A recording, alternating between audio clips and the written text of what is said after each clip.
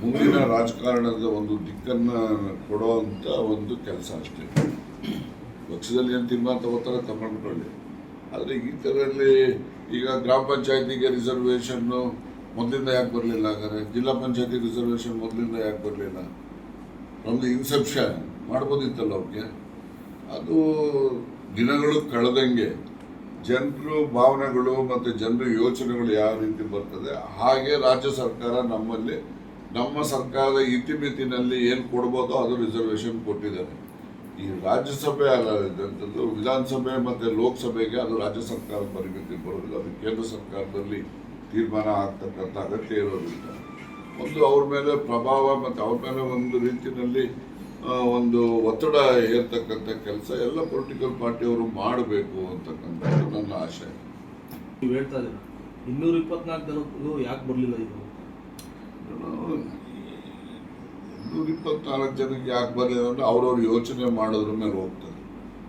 ಈ ರಾಜಕಾರಣದಲ್ಲಿ ನೋಡ್ರಿ, ರಾಜಕೀಯ ಅಧಿಕಾರ ಇದೆಯಲ್ಲ, ಅದು ಯಾರು ಅನುಭವಿಸಿರ್ತಾನಲ್ಲ ಅವನು ಬಿಟ್ಕೊಳಕ್ಕೆ ತಯಾರಿರೋದಿಲ್ಲ. ಅವನು ಯಾರೇ ಇರಲಿ, ನೀವು ಗ್ರಾಮ ಪಂಚಾಯತಿದು ಆಗಲಿ, ಅಸೆಂಬ್ಲಿದಿರಲಿ, ಇನ್ನೊಂದಿರಲಿ, ಯಾವುದೇ ಹಂತದ ಅಧಿಕಾರ ಆದರೂ ಕೂಡ ಇರೋರು ಯಾರು ಬಿಟ್ಕೊಳಕ್ಕೆ ತಯಾರಿರೋದಿಲ್ಲ. ಇಲ್ಲದೆ ಇದ್ದವನು ಏನು ಮಾಡ್ತಾನೆ, ನೋಡ್ಕೊಂಡು ಅಸಹಾಯಕತನಾಗಿ ಇರ್ತಾನೆ. ಕೆಲವು ಸರಿ ಅವರು ಅಸರ್ಟಿವ್ ಆಗಿ ಆ ಅಧಿಕಾರವನ್ನು ಇರೋನ ಹತ್ರ ಅವರು ತಗೊಳ್ಳೋದಕ್ಕೆ ಪ್ರಯತ್ನ ಮಾಡ್ತಾರೆ. ಅವನು ಇರೋವನು ಉಳಿಸ್ಕೊಳ್ಳೋಕೆ ಪ್ರಯತ್ನ ಮಾಡ್ತಾನೆ, ಇಲ್ಲದೆ ಇರೋವನು ಗಳಿಸೋಕೆ ಪ್ರಯತ್ನ ಮಾಡ್ತಾನೆ. ಅದಕ್ಕೆ ಸಂಘರ್ಷ ಗೊತ್ತಾಯ್ತಾ? ಅದರಿಂದ ಈ ಥರ ಸಂಘರ್ಷಗಳು ಆದಾಗಲೇ ಜನರಿಗೆ ಒಳಿತಾಗುವಂಥ ತೀರ್ಮಾನಗಳು ಬರೋದು. ರಾಜಕೀಯ ವಿಕೇಂದ್ರೀಕರಣ ಆಗಬೇಕು ಅಂತ ಸರ್. ರಾಜಕೀಯ ಅಧಿಕಾರ ಹಂಚಿಕೆ ಆಗಬೇಕು. ರಾಜಕೀಯ ಅಧಿಕಾರ ಹಂಚಿಕೆ ಆಗಬೇಕು ಎಲ್ಲ ಸಮುದಾಯಕ್ಕೂ ಕೂಡ. ಅವರ ಅರ್ಹತೆ ಅನುಗುಣವಾಗಿ, ಅವರ ಸಂಖ್ಯೆಗೆ ಅನುಗುಣವಾಗಿ ಈ ರಾಜಕೀಯ ಅಧಿಕಾರ ಹಂಚಿಕೆ ಆಗಬೇಕು. ಯಾವ ರೀತಿ ಗ್ರಾಮ ಪಂಚಾಯತಿ, ತಾಲೂಕ್ ಪಂಚಾಯತಿ, ಜಿಲ್ಲಾ ಪಂಚಾಯತಿನಲ್ಲಿ ಯಾವ ಆಧಾರದ ಮೇಲೆ ಹಂಚಿಕೆ ಮಾಡಿದ್ದಾರೆ ಅದೇ ಆಧಾರದ ಮೇಲೆ ಅಸೆಂಬ್ಲಿಗೂ ಕೂಡ ಲೋಕಸಭೆಗೂ ಮಾಡ್ರಪ್ಪ ಅಂತ. ಇವತ್ತು ರಾಜ್ಯದಲ್ಲಿ ಒಂದು ಹೊಸ ಸಂಚಲನ ಆಗುತ್ತೆ. ನೀವು ಹೇಳಿರೋದು ನೋಡಿ, ಅಧಿಕಾರ ಒಬ್ಬರಿಗೆ ಇರಬಾರ್ದು, ಎಲ್ಲಾರ್ಗು ವಿಕೇಂದ್ರೀಕರಣ. ಹೌದಲ್ವ? ಮತ್ತೆ ಯಾಕೆ ಮಾಡಿದ್ರಿ ಜಿಲ್ಲಾ ಪಂಚಾಯತಿ, ತಾಲೂಕ್ ಪಂಚಾಯತಿ, ಗ್ರಾಮ ಪಂಚಾಯತಿ ಯಾಕಪ್ಪ ಮಾಡಿದ್ರಿ ರಿಸರ್ವೇಷನ್? ಅಸೆಂಬ್ಲಿಗೆ ಲೋಕಸಭೆಗೆ ಇದ್ದಂಗೆ ಮೊದಲು ಇತ್ತು, ಹಂಗೆ ನಡ್ಕೊಂಡು ಹೋಗೋದು. ನೀವು ಯಾಕೆ ಮಾಡಕ್ ಬಂದಿದ್ರಿ? ನೀವು ರಾಜಕೀಯ ಅಧಿಕಾರ ಹಂಚಿಕೆ ಆಗಬೇಕು. ವಿಕೇಂದ್ರೀಕರಣ ಬೇರೆ. ರಾಜಕೀಯ ಅಧಿಕಾರ ಜನಸಂಖ್ಯೆಗೆ ಅನುಗುಣವಾಗಿ ಅದು ಹಂಚಿಕೆ ಆಗಬೇಕು ಅಂತಕ್ಕಂಥ ಯೋಚನೆಯಿಂದ ಅದು ಹಂಚಿಕೆ ಆಗಿರೋದು. ಅಲ್ಲೇ ಹಂಚಿಕೆ ಮಾಡೋ ಇಲ್ಲಿ ಯಾಕೆ ಮಾಡಬಾರ್ದು?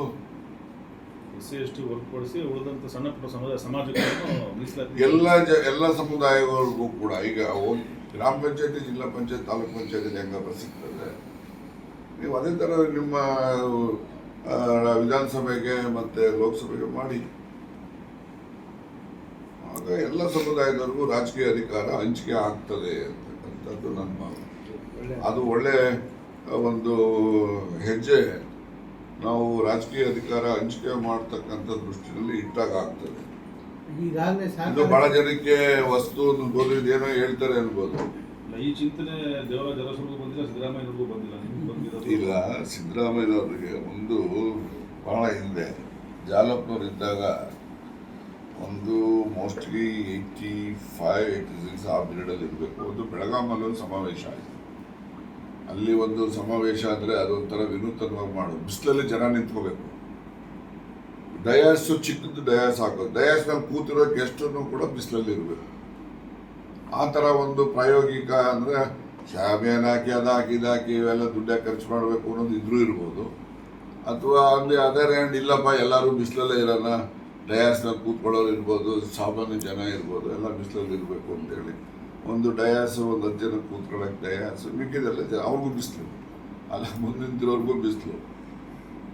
ಈ ಥರದಲ್ಲಿ ಒಂದು ವಿನೂತನವಾದಂಥ ಒಂದು ಕಾರ್ಯಕ್ರಮ ಅಲ್ಲಿ ಇವರು ಸತೀಶ್ ಜಾರಕಿಹೊಳಿ ಅವರು ಮಾಡಿದ್ರು. ಭಾಳ ಹಿಂದೆ, ಮೋಸ್ಟ್ಲಿ 80-90 ಒಳಗಡೆ ಅವ್ರು ಜಾಲಪ್ಪನವರು, ರಾವೆಲ್ಲ ಅವರು ಅಲ್ಲಿ ಒಂದು ಸಭೆಯಲ್ಲಿ ನಾನು ಭಾಷಣ ಮಾಡಿದ್ದೆ.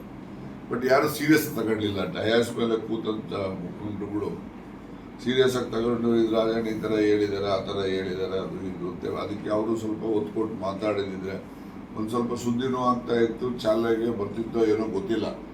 ಆದರೆ ಅದು ಯಾರೂ ಅದ್ರ ಬಗ್ಗೆ ಹೆಚ್ಚು ಗಮನ ಹರಿಸ್ಲಿಲ್ಲ.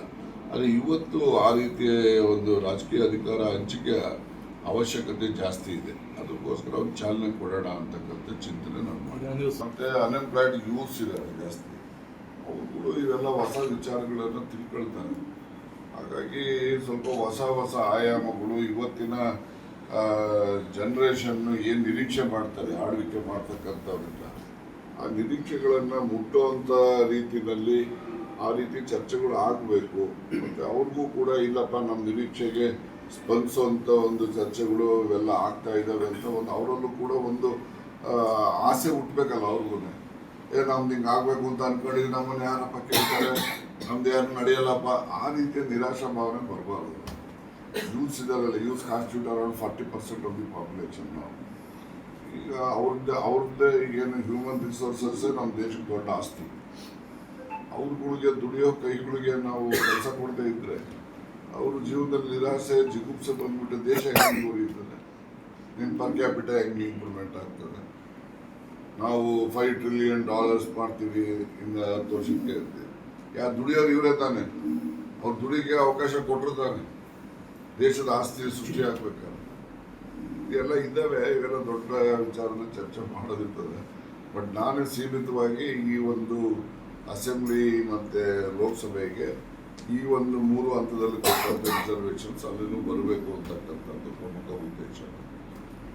ಬಿಹಾರ ಚುನಾವಣೆ ಒಂದು ರೀತಿಯಲ್ಲಿ ಕರ್ನಾಟಕ ರಾಜಕೀಯದ ಮೇಲೆ ಯಾವ ರೀತಿ ಪ್ರಭಾವ ಬೀರುತ್ತೆ? ಈಗ ನೀವು ಕೊಟ್ಟಿರೋ ಒಂದು ಹೇಳಿಕೆ ಒಂದು ರೀತಿಯಲ್ಲಿ ತಿರುವನ್ನ ಪಡ್ಕೊಳ್ತಾ ಅಲ್ಲಿ ಅಂತ ಎಲ್ಲಿ ಈಗ ರಾಜಕೀಯದಲ್ಲಿ ಕರ್ನಾಟಕ ರಾಜಕೀಯದ್ದು ನೀವು ಬಿಹಾರ ಚುನಾವಣೆ ರಿಸಲ್ಟ್ ಬರೋವರೆಗೂ ಏನೂ ಆಗಲ್ಲ.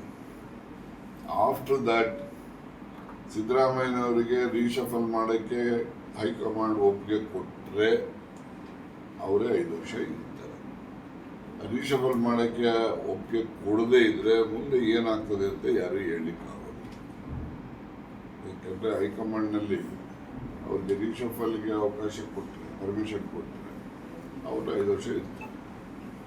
ಅವ್ರಿಗೇನೋ ರೀಶಫಲ್ ಮಾಡಲಿಕ್ಕೆ ಅಥವಾ ಎಕ್ಸ್ಪ್ಯಾನ್ಷನ್ನು ಇನ್ನೊಂದು ಏನೋ ಅವ್ರ ತಲೆಯಲ್ಲಿ ಏನಿದೆ ಅದನ್ನು ಮಾಡಲಿಕ್ಕೆ ಹೈಕಮಾಂಡ್ನವರು ಅವ್ರಿಗೆ ಒಪ್ಪಿಗೆ ಕೊಡದೇ ಇದ್ದಾಗ ಆಗ ಪೊಲಿಟಿಕಲ್ ಡೆವಲಪ್ಮೆಂಟ್ಸ್ ಇನ್ಎವಿಟಬಲ್ ಅಂತ ಆಗ್ತದೆ ಅಂತ ನನ್ನ ಒಂದು ಅಸೆಸ್ಮೆಂಟ್ ಅಷ್ಟೇ, ಯಾರು ಹೇಳೋದು. ಈಗಂತೂ ಬಿಹಾರ ಎಲೆಕ್ಷನ್ವರೆಗೂ ಏನೂ ಆಗಲ್ಲ, ಸುಮ್ಮನೆ ಮತ್ತು ಕಾಂಗ್ರೆಸ್ಸಲ್ಲಿ ಇಷ್ಟ ಆಗ್ತದೆ ಅಂತ ಮಾತಾಡ್ತೀನಿ.